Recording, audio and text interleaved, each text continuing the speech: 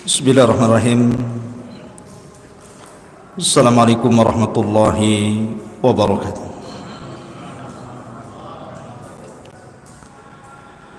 Bihamdillahi wassalatu wassalamu ala rasulillah wa ala alihi wa sahbihi wa mawalah wa la hawla wa la quwata illa billahi wa ba'du.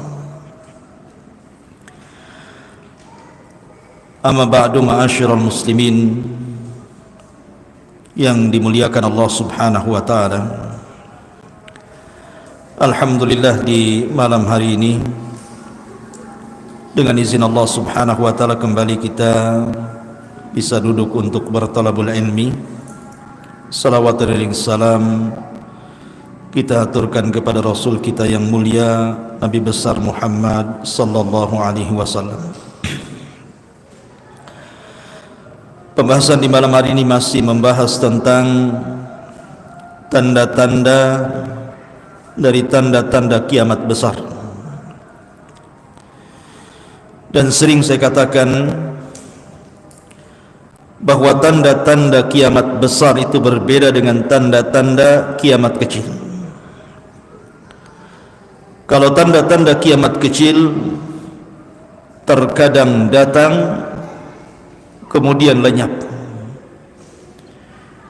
kemudian datang kembali, kemudian lenyap, dan begitu seterusnya. Tapi kalau tanda-tanda kiamat besar sekali muncul, maka tidak akan berhenti. Dari satu tanda ke tanda kedua, dari kedua ke tanda ketiga, sampai kiamat dibangkitkan.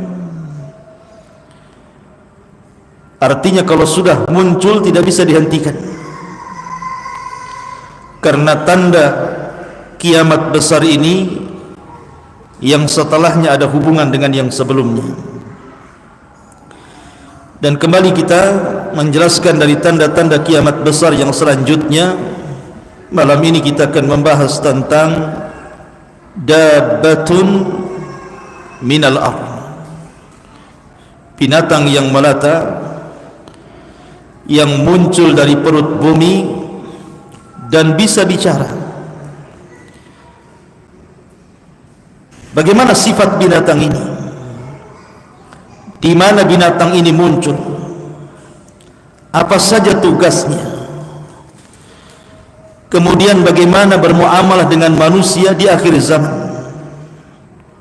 Dan bagaimana wafatnya? Inilah yang kita akan bahas tentang dabbatun minal ardh.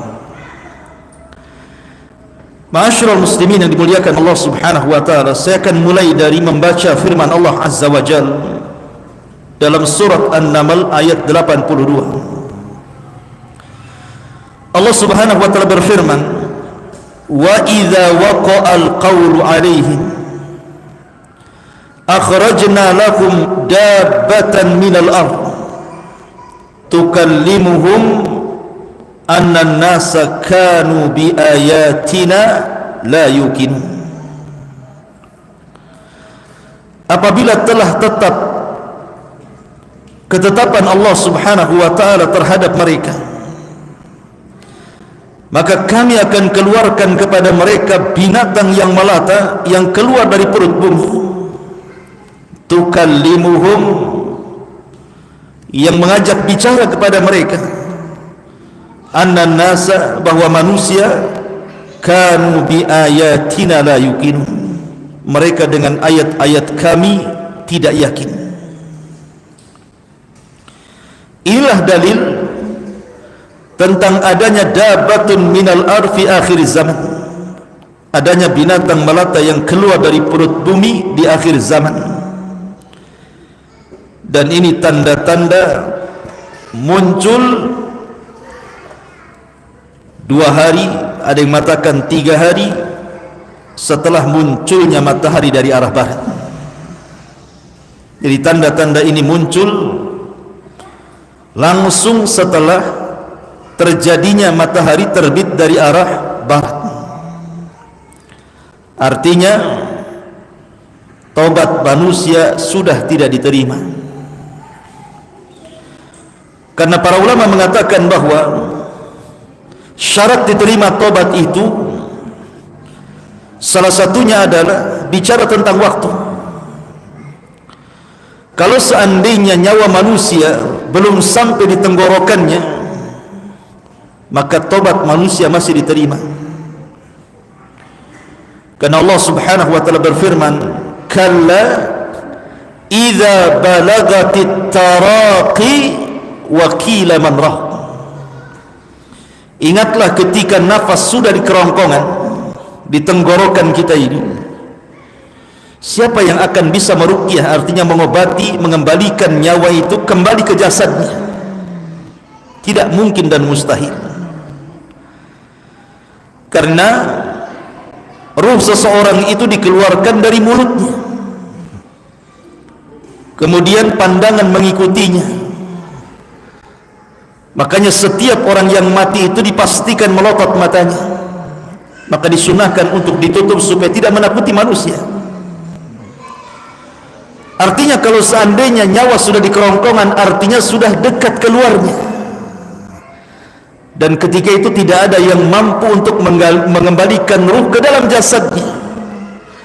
Lah ketika nyawa berada di kerongkongan itu, maka tobat siapapun tidak mungkin diterima.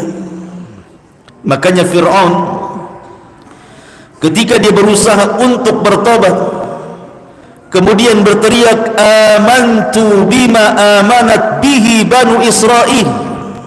Aku beriman dengan apa yang diyakini Bani Israel terhadap Musa alaihi salatu wassalam. Allah Subhanahu wa taala tidak menerima tobatnya Fir'aun karena nyawanya sudah di kerongkongan. Maka Nabi sallallahu alaihi wasallam mengatakan, "Innallaha yaqbalu taubata 'abdin ma lam yughargir."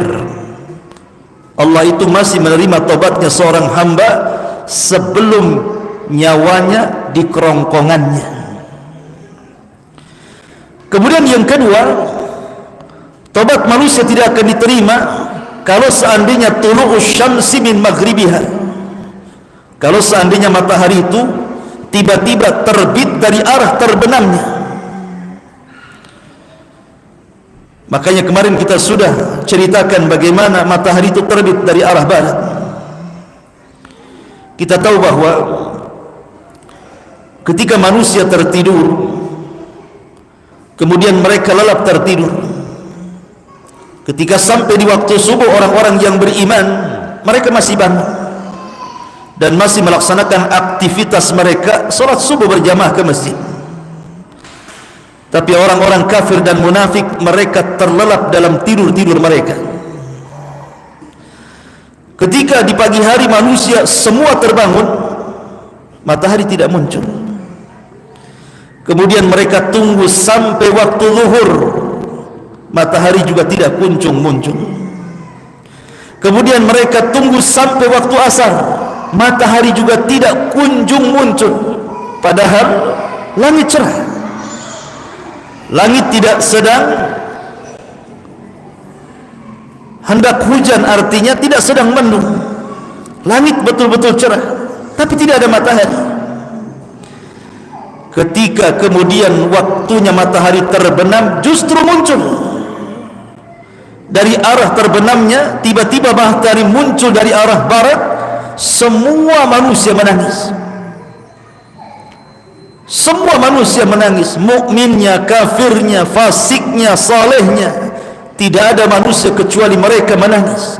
Sampai di antara mereka ada yang kehabisan air mata karena penyesalan mereka tidak bertobat sebelum matahari ini muncul dari arah barat.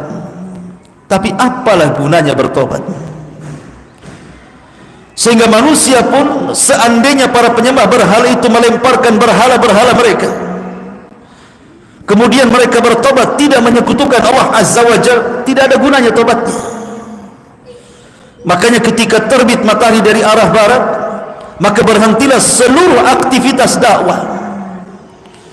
Berhentilah para ustadz mengajar, para dai berdakwah, manusia-manusia baik untuk mengajak manusia bertobat, karena percuma, tidak ada gunanya, sama sekali tidak ada gunanya. La yanfa'u nafsun imanuha, karena iman seseorang tidak ada gunanya lagi. Dari sini ma'asyiral muslimin, terbitnya matahari dari arah barat itu 3 hari berturut-turut.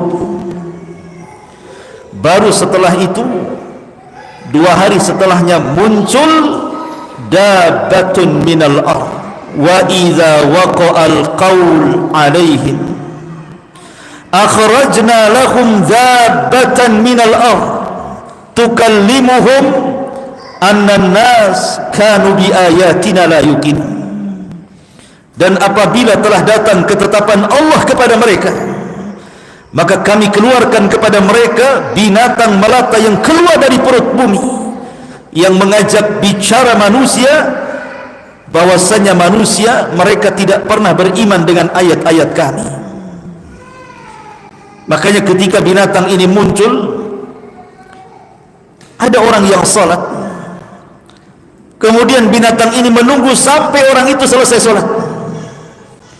Ketika selesai salat, tiba-tiba kemudian dia berpaling, di hadapannya ada dabatun minal ardh. Tiba-tiba binatang ini bicara, al-an tusalli ya abdallah, sekarang kau salat wahai hamba Allah, kemana saja engkau sebelummu? Karena salat ketika itu tidak ada manfaatnya lagi. Taubat sudah tidak diterima oleh Allah Azza wa Jalla. Artinya mereka hanya membawa amalan sebelum matahari terbit saja, dan tidak bisa menambah amalan lagi, karena berhenti taubat sampai di sini. Ma'asyiral muslimin yang dimuliakan Allah Azza wa Jalla, Abdullah ibn Mas'ud radhiyallahu anhu ketika memberikan catatan kepada ayat surah An-Naml 82 ini, wa idza waqa'al qaulu alaihim, apabila telah datang ketetapan Allah kepada mereka. Apa yang dimaksud ketetapan Allah di sini? Kata beliau, ayyakunu bimautil ulama wa dhihabul ilmi wa raf'ul Qur'an. Kalau seandainya ketetapan Allah itu datang, maksudnya seluruh para ulama ketika itu diwafatkan oleh Allah. Dan ingat bahwa wafatnya para ulama itu musibah yang tidak bisa digantikan. Kalau hari ini presiden mati, wakilnya senang, besok dilantik dia. Kalau hari ini para pengusaha mati, besoknya datang pengusaha yang lebih hebat dan lebih handal dibandingkan sebelumnya. Tapi kalau ulama mati, tidak ada satupun yang bisa menggantikan posisinya, karena kondisi ulama itu semakin jauh, maka kualitasnya semakin rendah. Siapa yang bisa menggantikan Imam Syafi'i setelah wafatnya Imam Syafi'i? Tidak ada. Siapa yang bisa menggantikan Imam Malik, Imam Ahmad, Abu Hanifah dan ulama-ulama yang lainnya? Tidak ada. Makanya Nabi SAW mengatakan, mautul alim musibatun la tujbar. Kematian seorang ulama itu musibah yang tidak bisa digantikan. Ma'asyiral muslimin yang dimuliakan Allah Azza wa Jalla. Kemudian yang kedua, dhihabul ilmi. Ilmu sudah dicabut. Mereka sudah tidak mengenal salat. Apa itu salat? Mereka tidak mengenal puasa. Apa itu puasa? Mereka tidak mengenal zakat. Apa itu zakat? Tidak mengenal haji. Apa itu haji? Tidak mengenal apapun dari ilmu agama. Yang mereka kenal hanya lafaz la ilaha illallah. Itu pun mereka hafal dari bapak dan moyang mereka, bukan karena ilmu mengucapkannya. Apabila datang ketetapan Allah seperti ini, orang sudah tidak mengenal ilmu salat, ilmu puasa, ilmu zakat, ilmu yang lainnya, dan mereka hanya mampu mengucapkan la ilaha illallah. Itu pun diucapkan oleh orang-orang yang sudah tua di antara mereka. Itu pun mereka dengar dari nenek moyangnya, bukan karena ilmu. Hilang ilmu di sini. Maka itulah ketetapan Allah Azza wa Jalla. Kemudian yang ketiga, raf'ul Qur'an. Al-Quran diangkat. Hudzaifah ibn al-Yaman, seorang sahabat yang dikatakan sirrun Nabi, pemegang rahasia Nabi SAW, mengatakan bahwa nanti di akhir zaman Islam itu tinggal namanya, dan Al-Quran tinggal kertasnya saja. Jadi nanti di akhir zaman ketika antum membaca mushaf, tiba-tiba tulisannya hilang. Karena Rasul yang mengatakan nanti dalam satu malam Al-Quran ini akan diangkat, tulisan dan hafalan. Jadi sekarang kalau ada mushaf masih ada tulisannya, tapi nanti suatu malam hilang tulisannya. Antum membaca apa kertas kosong? Dan antum pun walau seandainya pun hafal beberapa ayat dalam Al-Quran, Allah hilangkan di dada-dadanya, sehingga tidak ada Quran baik bentuk tulisan atau bentuk hafalan. Apabila para ulama sudah mati semua, ilmu sudah diangkat, Quran sudah tidak ada lagi kecuali kertas kosong, kata Allah subhanahu wa ta'ala, akhrajna lahum dabatan minal ard. Saat itulah Allah keluarkan binatang melata yang keluar dari perut bumi. Ini penafsiran siapa? Abdullah ibn Mas'ud radhiyallahu anhu. Ma'asyiral muslimin yang dimuliakan Allah azza wa jalla, ketika manusia, artinya bahwa keluar binatang ini, kondisi manusia sudah rusak, karena sudah tidak ada lagi yang membimbing mereka, karena para ulama sudah tidak ada apa yang dibimbing, sehingga orang-orang yang beriman yang bukan para ulama, mereka hanya mempertahankan keimanannya saja. Dan orang-orang kafir, maka mereka tidak mungkin keluar dari kekafirannya. Ketika itulah binatang melata ini muncul. Lalu apa tugasnya? Apa tugasnya binatang melata ini? Dan seperti apa bentuknya? Ma'asyiral muslimin yang dimuliakan Allah subhanahu wa ta'ala, di sini Allah subhanahu wa ta'ala menyebutnya dengan tukallimuhum. Artinya tukallimuhum itu tukhatibuhum. Artinya tukhatibuhum itu artinya mengajak bicara manusia. Jadi binatang ini bisa bicara. Jadi tugasnya adalah mengajak bicara manusia. Dalam sebuah hadis, walaupun dikritik riwayatnya, tapi masyhur bahwa binatang ini membawa tongkat Sulaiman, tongkat Nabi Musa dan cincinnya Sulaiman. Adapun tongkat itu digunakan untuk memukul muka orang-orang kafir sehingga menjadi gosong, menjadi hitam. Adapun cincin untuk menstempel dahinya orang yang beriman sehingga bersinarlah wajahnya. Itu tugasnya dabatun minal ard. Jadi ada dua penafsiran, maksudnya tukhatibuhum, tukallimuhum atau taklimuhum, artinya menstempel. Ada dua qiraah di sini. Tukallimuhum ngajak bicara, taklimuhum menstempel. Itulah tugasnya dabatun minal ard. Dan ketika sudah distempel, ikhwan, kalau seandainya sudah distempel manusia itu, artinya di sini terbedakan antara orang-orang yang beriman dengan orang-orang kafir. Karena sudah ada tandanya. Kalau sekarang kan kita tidak bisa membedakan mana mukmin mana kafir kan. Pamannya ada non muslim pakai baju koko, pakai gamis, disangka orang muslim. Bisa saja dia non muslim kan. Atau mungkin sebaliknya. Artinya kalau sekarang tidak bisa dibedakan. Kita masuk warung saja, kita tidak bisa dibedakan mana halal mana haram. Apakah yang masak ini muslim ataukah ia tidak muslim gitu ya. Terkadang ada beberapa restoran itu kita masuk bingung nih, ini halal apa haram, syubhat jadinya. Tapi nanti di akhir zaman orang bisa dibedakan. Dalam riwayat Allah angkat nama-nama mereka karena terbiasa panggilan mukmin dan kafir sehingga orang sudah lupa nama aslinya. Sehingga panggilan mereka di pasar-pasar itu, panggilan mereka hanya ya mukmin wa ya kafir. Ya mukmin wa ya kafir. Jadi kalau jual beli itu berapa min? Segini fir. Tidak ada lagi nama. Mukmin kafir, mukmin kafir. Ya. Nama sudah lenyap di situ. Jadi panggilannya itu ya mukmin yang kafir, anehnya tidak tersinggung. Di zaman itu walaupun yang kafir dikatakan ya kafir, tidak tersinggung.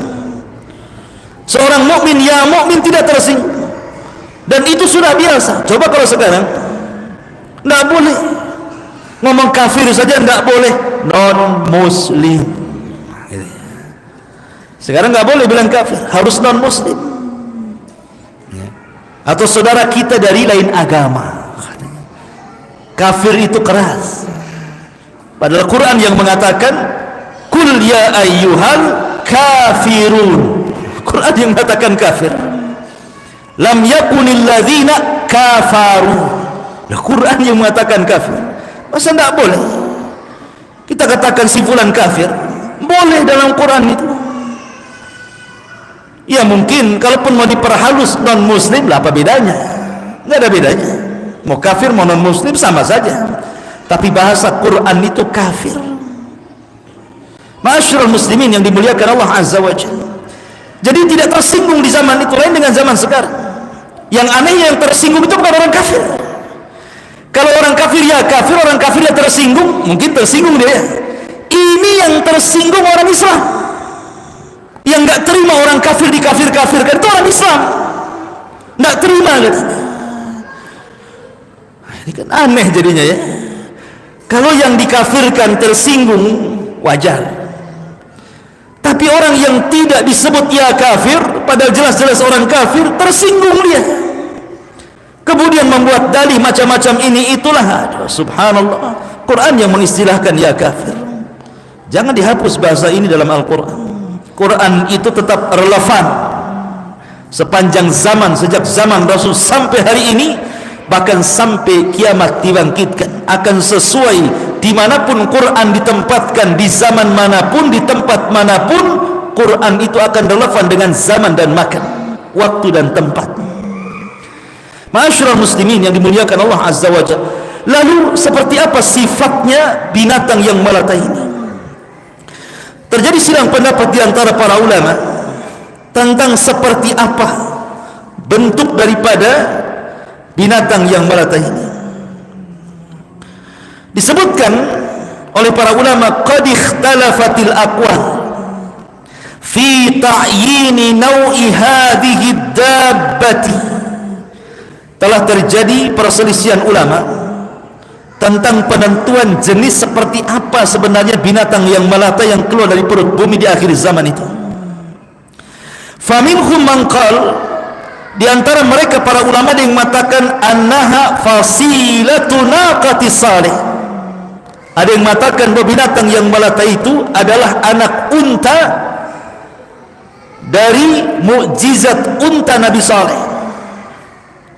Ketika kaum Samud, kaumnya Nabi Saleh, datang kepada Nabi Saleh alaihi salatu wassalam dan mengatakan, ya Saleh, kalau engkau seorang Nabi, buktikan mana mukjizatmu. Kalau engkau membuktikan mukjizatmu, kami beriman. Maka saking cintanya Nabi Saleh kepada kaumnya akan keimanan mereka, maka Nabi Saleh mengatakan, kalau begitu kalian ingin apa? Maka kaum Samud mengatakan, keluarkan dari batu ini unta usyara. Unta tetapi usyara, usyara itu bunting 10 bulan. Unta yang bunting 10 bulan ketika keluar langsung melahirkan. Nah, coba keinginannya kan. Maka Nabi Saleh alaihi salatu wassalam tidak menolak. Kemudian dia pun salat, kemudian berdoa kepada Allah Azza wa Jalla. Maka Allah kabulkan permintaan Nabi Saleh. Keluarlah dari batu, tiba-tiba batu itu retak. Kemudian keluarlah dari batu itu unta yang sedang bunting 10 bulan, dan langsung melahirkan, disaksikan oleh kaum Samud. Maka kemudian Nabi Saleh alaihi wasallam memperingatkan unta ini, jangan diganggu. Kalau sampai kalian ganggu, azab akan menimpa kalian. Tapi apa yang terjadi? Fakadzabuhu faaqaruha. Maka mereka pun mendustakan ucapan Saleh, akhirnya mereka pun menyembelih unta ini. Makanya Allah mengatakan ketika mentafsirkan kalimat ashqaha, maka diutus orang yang paling celaka dari kaum Samud. Siapa dia? Pertama Kidar ibn Salif, yang kedua Misra, Jadi ada dua orang yang paling celaka, namanya Misra dan Kidar ibn Salif. Dua orang ini yang membunuh unta soleh ini. Ada dua orang wanita, satu orang kaya, satunya punya anak gadis cantik-cantik. Wanita ini sekongkol, kemudian menawarkan kepada anak-anak muda, siapa yang bisa membunuh unta Nabi Saleh, maka dia akan mendapatkan kekayaan dan akan dinikahkan dengan gadis cantik. Maka Kidar ibn Salif dan Misra daftar, kemudian siap untuk membunuh untanya Saleh. Maka kemudian di malam hari mengajak yang lainnya, ada 9 orang dipimpin oleh Misra dan Kidar ibn Salif ini. Maka di malam itu mereka membunuh unta itu. Ketika anak unta itu melihat ibunya digorok oleh Kidar dan Salif ini, langsung lari berteriak, kemudian masuk lagi ke dalam batu. Dan unta itu setelah disembelih, dikuliti, dimakan rame-rame. Keesokan harinya mereka datang kepada Nabi Saleh, memberitahu bahwa untanya sudah mati. Maka Nabi Saleh pun sedih, kemudian mengancam, kalau kalian sudah mendustakan mukjizat Allah, tunggu 3 hari, Allah akan azab kalian. Mendengar ucapan Nabi Saleh, dikiranya ancaman biasa. Maka akhirnya Kidar dan juga Misra ini mengajak yang lainnya, orang-orang kampung yang tidak suka dengan Nabi Saleh. Malam itu setelah membunuh untanya, maka sekarang giliran membunuh Nabi Saleh dan keluarganya.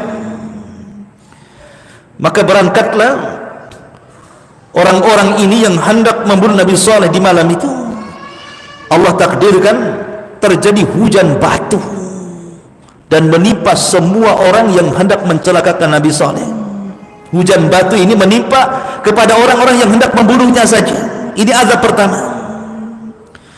Kemudian setelah Nabi Saleh tahu bahwa orang-orang itu berbuat makar dan Allah azab mereka dengan dihujani batu, kaumnya mulai ketakutan.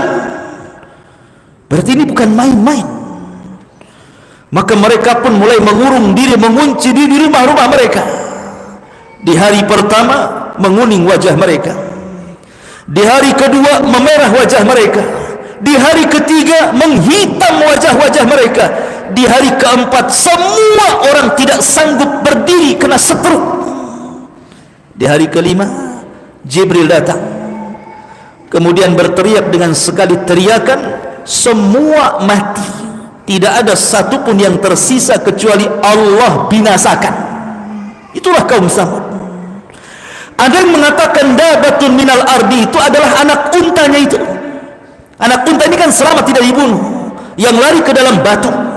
Nanti di akhir zaman anak unta ini akan keluar, yang Allah firmankan, wa idza waqa'al qawlu alaihim akhrajna lahum dabbatan minal ard.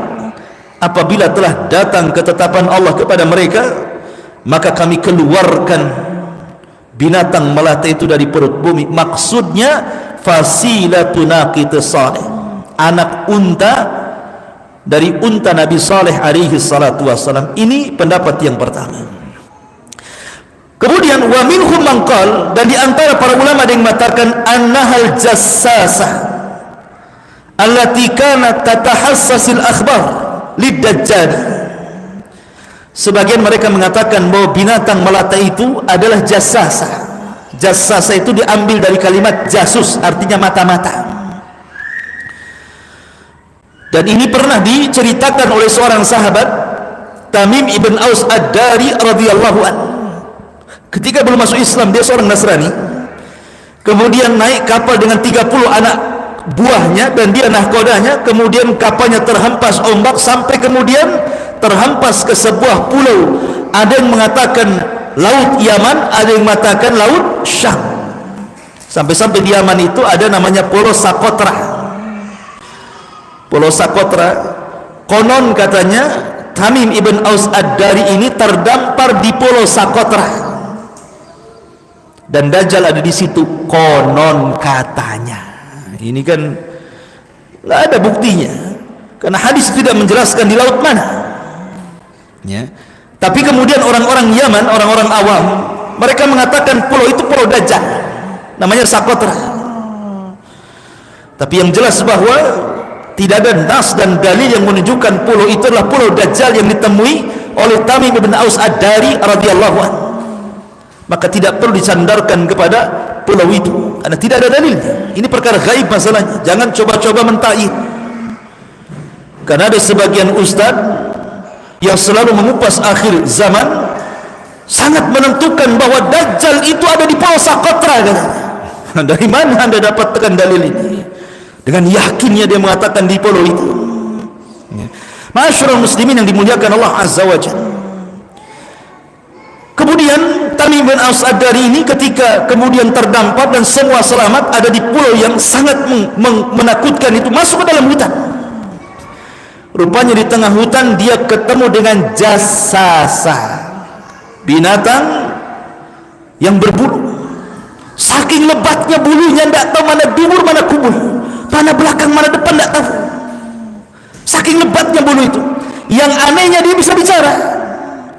Kemudian bertanya kepada Tamim dan juga anak buahnya, 30 awak kapalnya, dan mengatakan, dari mana kalian? Maka Tamim mengatakan, kami dari Arab. Kalau begitu kalian sudah ditunggu oleh seseorang. Sudah ditunggu oleh seorang. Kata Tamim dari kaget lah, baru datang terdampar, tiba-tiba kalian sudah ditunggu oleh seseorang kan gitu. Apa enggak takut dia? Binatang itu aja menakutkan. Akhirnya setelah kemudian diarahkan ke dair, ke tempat ibadah yang sudah kumuh, rupanya Tamim bin Aus Ad-Dari mendapatkan seorang raksasa besar yang sedang dirantai tangan, leher dan kakinya. Kemudian bertanya soal satu, Ainuz Zughar, mata air Zughar.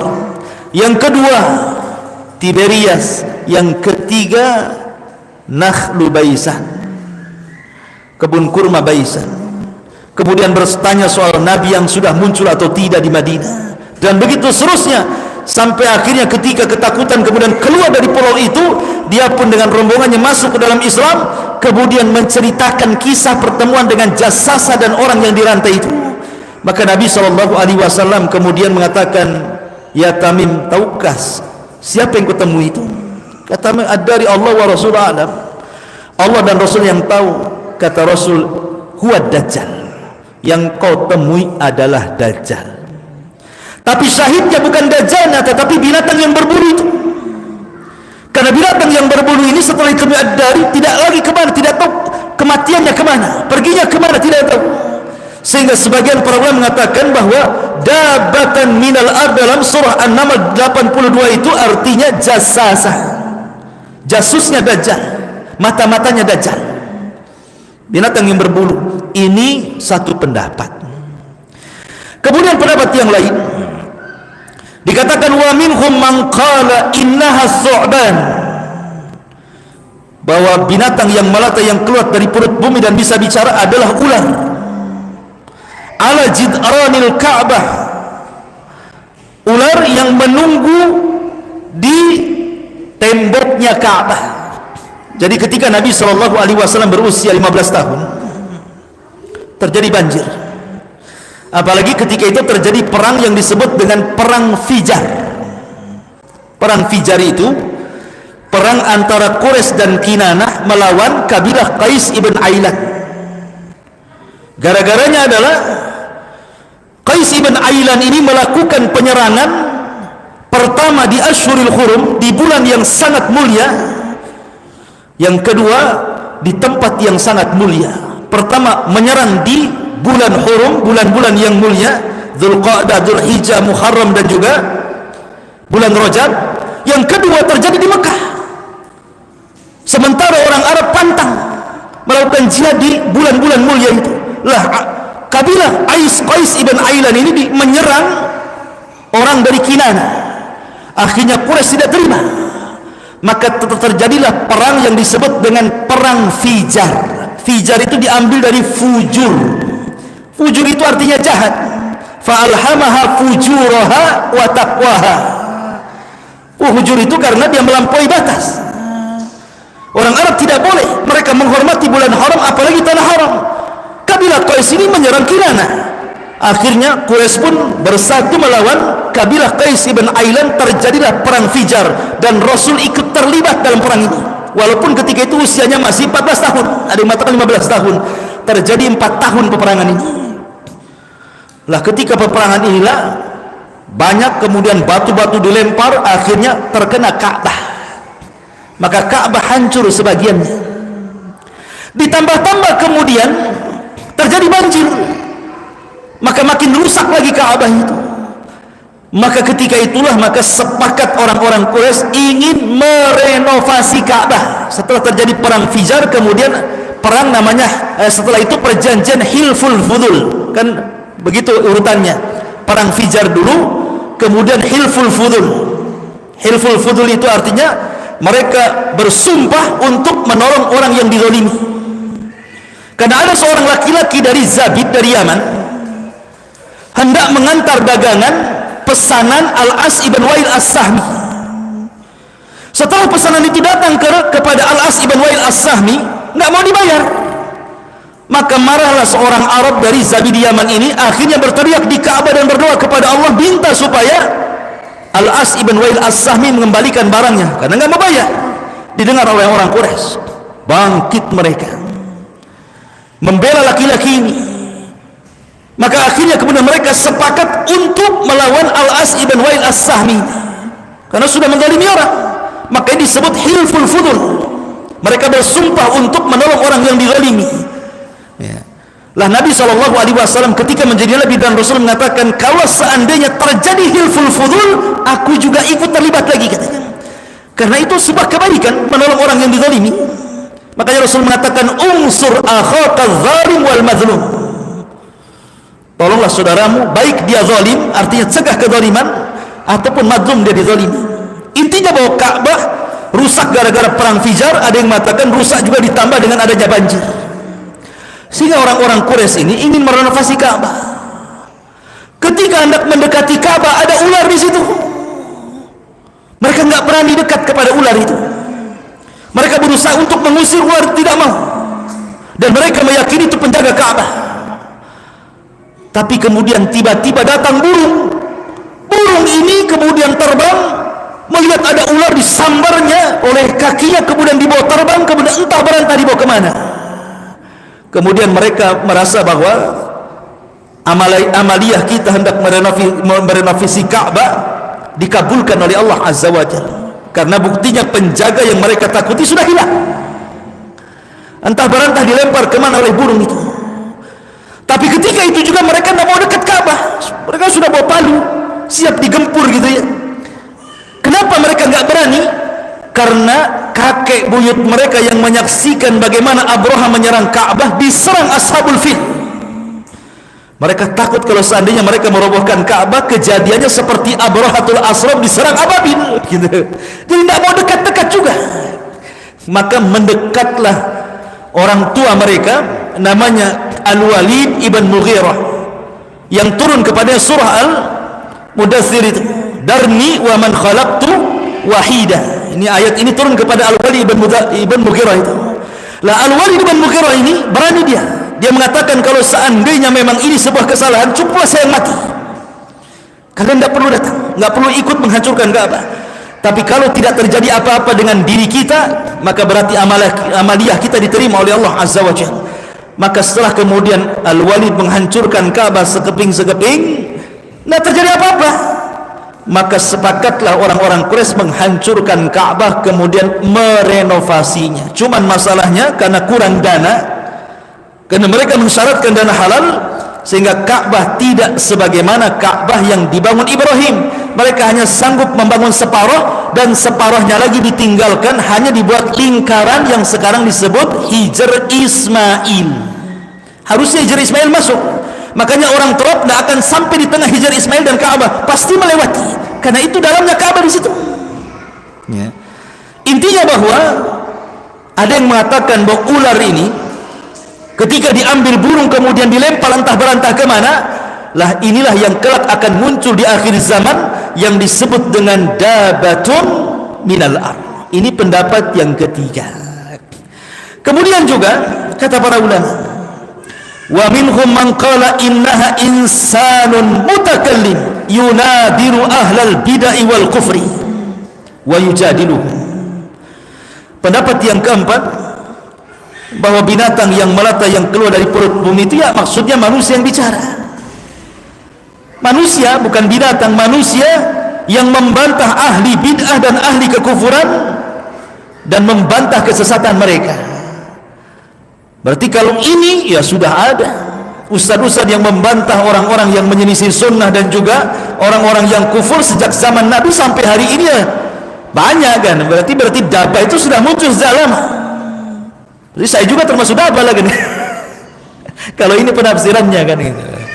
Kemudian ada juga yang mengatakan dabah itu bentuknya aneh, sebagaimana diriwayatkan dalam beberapa referensi, diantaranya adalah dari Ibnu Zubair radhiyallahu an. Dia mengatakan dabatun minal ar, itu binatang yang melata yang dari perut bumi itu adalah ra'suha ra'su saurin wa ainuha ainu hinzir wa udhunuha udhunu filin wa qarnuha qarnu ailin wa unukuha unuka ni'amatin wa sadruha sadru asadin wa launuha launu namrin wa khasiratu hirrin wa zambuha zambu kabsin wa qawaimuha qawaimu ba'irin. Ini aneh. Jadi dabah itu adalah kumpulan sifat-sifat binatang. Kepalanya seperti kepala harimau, matanya seperti mata babi, telinganya seperti telinga gajah, tanduknya seperti tanduk rusa, lehernya seperti leher burung unta, dadanya seperti dada singa, warnanya seperti macan, rusuknya seperti rusuk kucing, ekornya seperti ekor kambing kibas, dan tingginya seperti unta besar. Kayak apa itu? Coba antum gambar. Kayak apa itu? Seperti itulah dabatun minal ar. Ini satu pendapat. Ada juga yang mengatakan bahwa dabatun ar itu besar, besar, binatang yang besar, kakinya belum keluar dari bumi, kepalanya sudah menyentuh awan. Anda bisa bayangkan, kakinya belum keluar dari bumi, dia kan binatang yang keluar dari perut bumi, kakinya belum keluar, kepalanya sudah menyentuh awan. Sebesar apa itu binatang itu? Tapi kata para ulama bahwa riwayat-riwayat tentang masalah sifat-sifat dabatun minal ar, kalau tidak diambil dari hadis-hadis lama ataupun dari kisah-kisah Israiliyat, wallahu a'lam, kita tidak bisa menentukan sifatnya seperti apa. Yang jelas binatang yang melata yang akan keluar di akhir zaman dan mengajak bicara, menstempel mukmin kafir, dan semua manusia akan distempel dan akan dipukulnya. Tidak ada yang terlewatkan dari semua manusia. Satu dunia. Berapa hari? Ada yang mengatakan 3 hari. Satu dunia 3 hari, cepatnya gitu. Nah itu kuasa Allah subhanahu wa ta'ala. Dari saya. Baik, kita lanjutkan minggu depan. Subhanakallah bihamdika, asyhadu an la ilaha illa anta astaghfiruka wa atubu ilaik. Allah ta'ala. Assalamualaikum warahmatullahi wabarakatuh.